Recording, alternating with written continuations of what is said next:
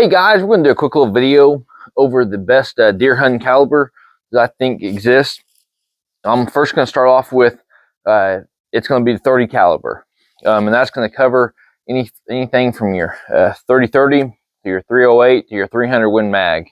And I think based off the where you're going to hunt, how you're going to hunt, and shot distance is really going to be key on what you really need to isolate in regards to choosing a weapon. Throughout the Midwest, so we hunt specifically Kansas, Oklahoma, Arkansas, Missouri, and depending on if we're hunting a lot in the woods, this 30-30 open sights is going to do everything that most hunters would ever need.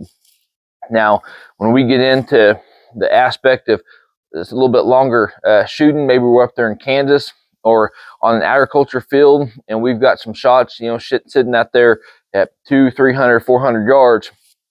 That's when I'm going to start jumping up to the bigger rounds, such as the 308 on into the 300 Win Mag. And this right behind us is a 300 Win Mag. This thing packs a lot of punch. A lot of guys are probably going to say that's going to be overkill, and for your Midwest whitetails. But that round you can take out there and the elk hunt, pronghorn hunt, moose hunt, deer hunt, whatever you want. That 300 Win Mag is just a great choice. It's just how much punch do you want on that shoulder of yours. So just kind of keep that stuff in mind. If you're looking for a long distance shot, start getting into 308 to 300 Win Mag.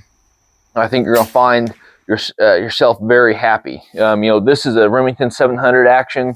I've got some a Remington 700 Ultra Mags, and that is an even more powerful weapon than what this Win Mag does.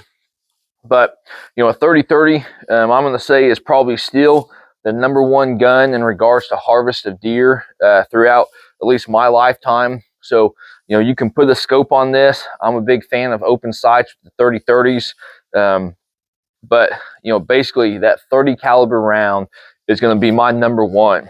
#2 is going to be the 6.5 Creedmoor and the 243.